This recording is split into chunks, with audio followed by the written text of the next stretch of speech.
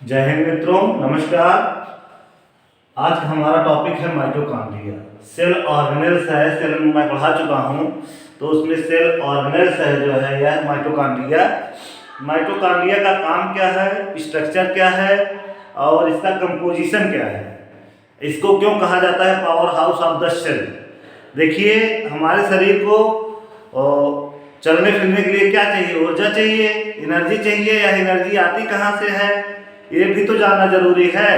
और पत्ते हिल रहे हैं, कैसे हिल रहे हैं, उनको भी एनर्जी चाहिए। आपका जो है उनका भोजन बन रहा है तो कैसे बन रहा है, वो भी एनर्जी के द्वारा ही बनता है ना। सूर्य के प्रकाश से, वो भी एक प्रकार क्या है, एनर्जी ही है। तो इसी टॉपिक पर आज हमारा जो है mitochondria. Mitochondria power house of the cell कहा जाता है, क्यों कहा जाता है, ठीक है। तो माइटोकॉन्ड्रिया के हम चलते हैं डिस्कवरी पर। किसने खोज किया, उसका नामकरण कौन किया और उसमें क्या क्या जो है होते हैं, कैसे हमको एनर्जी उत्पन्न होती है, मिलती है हमारे सेल्स को, वाइटल एक्टिविटी के लिए कैसे जो है एनर्जी मिलती है। तो पहला हमारा जो है डिस्कवरी है जो है माइटोकॉन्ड्रिया। माइटोकॉन्ड्रिया मीन्स होता है mito means thread, chondria means granule. Thread like structure होता है सेल्स में, उसी को जो है माइटोकॉन्ड्रिया कहते हैं। अब यह डिस्कवरी कोलिकर नामक वैज्ञानिक ने 1880 में माइटोकॉन्ड्रिया की खोज की थी। वह स्ट्रिएटेड मसल्स ऑफ इंसेक्ट, किसमें खोज की थी, इंसेक्ट में खोज किया था, उनके स्ट्रिएटेड मसल्स में जो है। और उसके बाद अल्टमान नामक साइंटिस्ट ने 1890 में इसको सेल में देखा, कोशिका में देखा जो है मनुष्यों की, और उसका नाम प्लांट सेल में देखा तो उसका नाम बायोप्लास्ट रखा। बायोप्लास्ट उसका नाम रखा। उसके बाद एक साइंटिस्ट और थे जो फ्लेमिंग थे, उन्होंने इसको फिला कहा था और इसका नाम सी बेंडा नामक वैज्ञानिक ने दिया था। माइटोकॉन्ड्रिया शब्द को जो है सी बेंडा ने दिया था, माइटोकॉन्ड्रिया को बायोप्लास्ट कहे थे अल्टमान ने। अब इसमें होता क्या क्या है, कंपोजिशन में देख लीजिए, प्रोटीन होता है 65 से 70% आपकी प्रोटीन होती है, लिपिड्स 25 से 30% होता है, आरएनए, डीएनए, कैल्शियम एक्सेट्रा जो है 0.5% होते हैं। इसका यह कंपोजिशन है।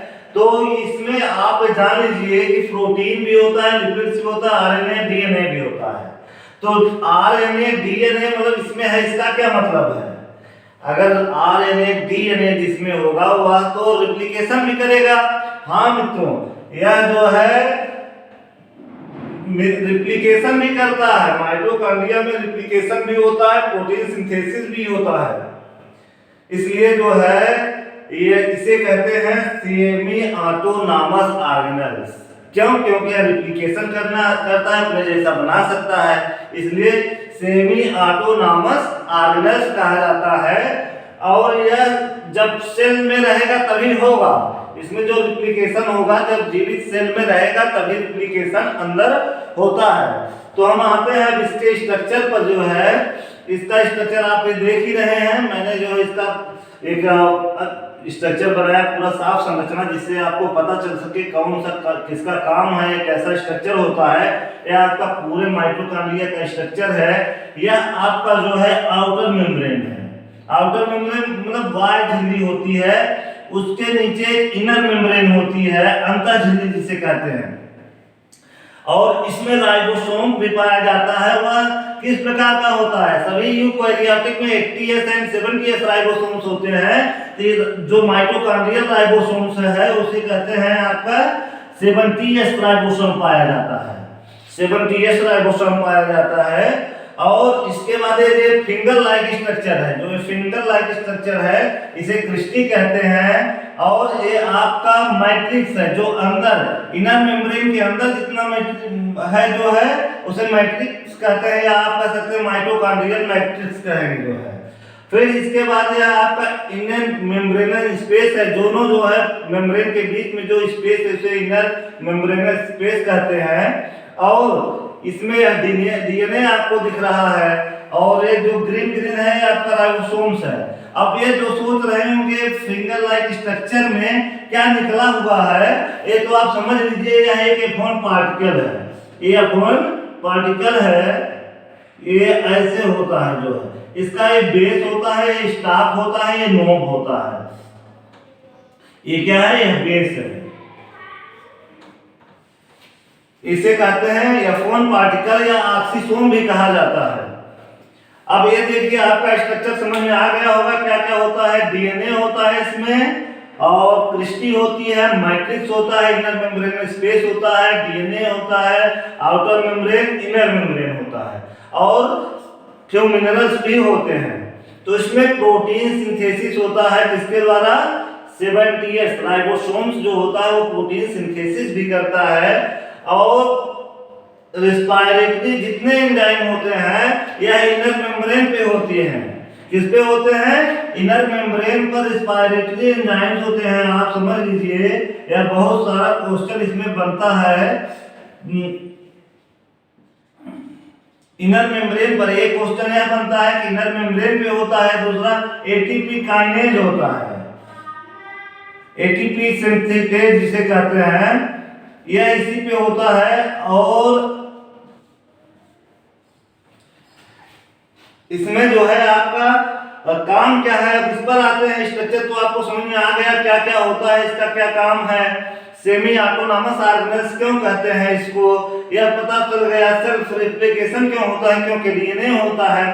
अब आते हैं इसके काम पर। जो है ये रिस्पायरेटरी जो एंजाइम्स होते हैं, जब हम आपको ब्रॉड में पढ़ाएंगे, रिस्पायरेशन पढ़ाने लगेंगे, पहले पायरुवेट ग्लाइकोसिलिसिस एक साइकिल चलती है, ग्लाइकोलिसिस साइकिल चलती है साइटोप्लाज्म में, मतलब इसके बाहर चलती है। तो उसमें जो पायरुवेट प्रोडक्ट बनता है और उसमें भी 2 एटीपी का निर्माण होता है। एटीपी एडीपी से एटीपी का निर्माण होता है।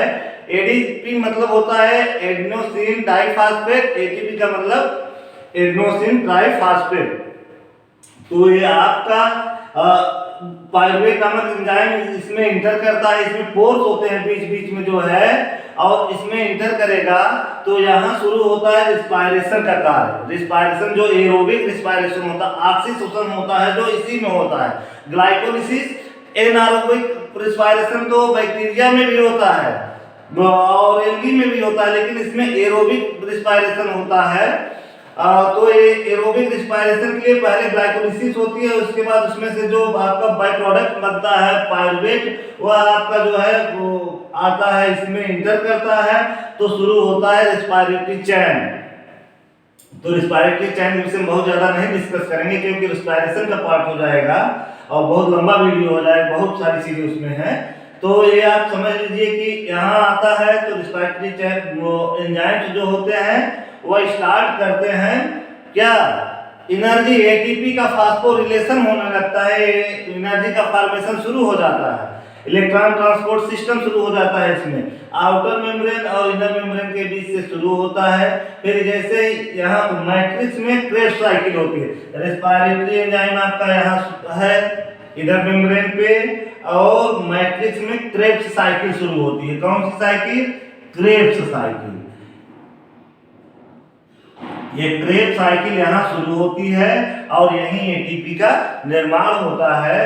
क्रेब्स साइकिल में हमको शुद्ध 36 एटीपी का लाभ होता है, मतलब 36 एटीपी बनती है और 2 एटीपी मिला करके जो ग्लाइकोलिसिस में उसको मिला के पूरा जो चक्र होता है इसमें 38 एटीपी का लाभ होता है।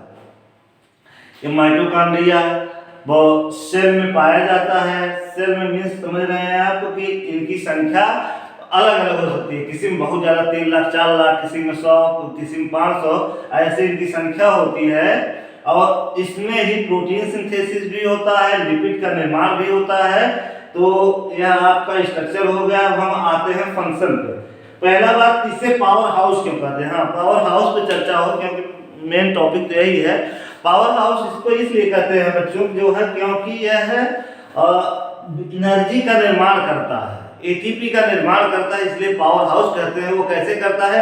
एरोबिक रिस्पायरेशन होता है। जब आपसे कोई पूछे तो इसको क्यों कहा जाता है power house of the cell, से बताइए कि हाँ एरोबिक रिस्पायरेशन होता है, ऑक्सीशोषण होता है, जिसके द्वारा एटीपी ऊर्जा का निर्माण होता है, इसलिए इसको कहते हैं power house of the cell, जिससे पूरे सेल को एनर्जी मिलती है कार्य करने के लिए।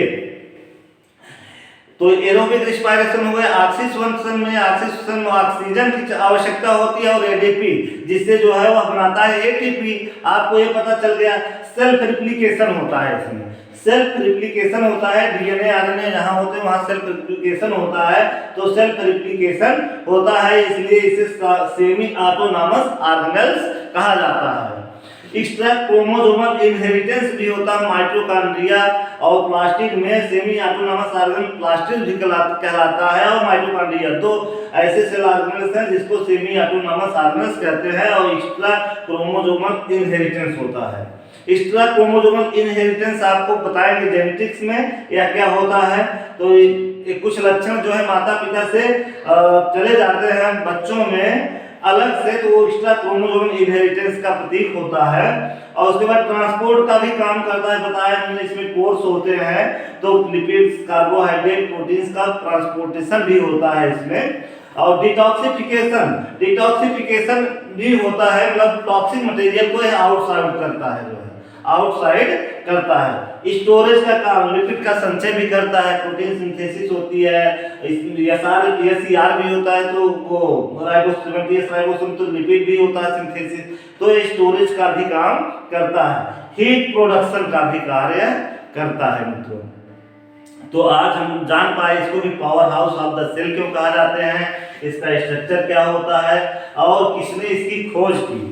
सबसे बड़ी चीज तो खोज, पहला जो पूछा जाता है टॉपिक, खोज पे पूछा जाएगा किसने नाम टर्म दिया, इसका टर्म सिबेल्डा ने दिया, खोज पोलिकर ने किया, किसने किया, इंसेक्ट ने किया, अल्टमान ने क्या किया, इसका नाम बायोप्लास्ट रखा, प्लांट सेल में खोज किया।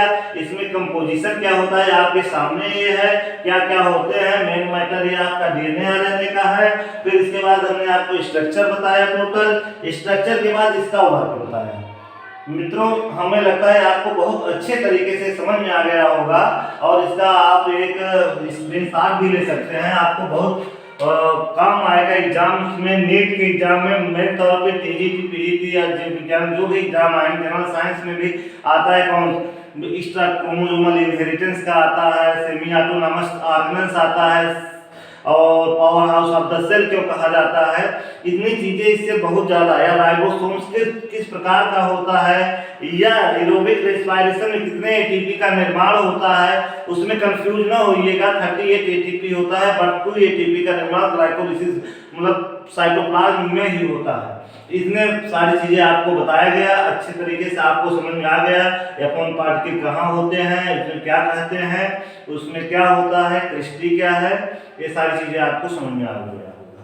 तो जय हिंद मित्रों, आज का टॉपिक खत्म हुआ। अगला टॉपिक हमारा जो है सेल ऑर्गेनेल्स प्लास्टिड हो सकता है जो है, तो आप इसका स्क्रीनशॉट ले लीजिए और आपको बेहतर तरीके से और बताया जाएगा। धन्यवाद।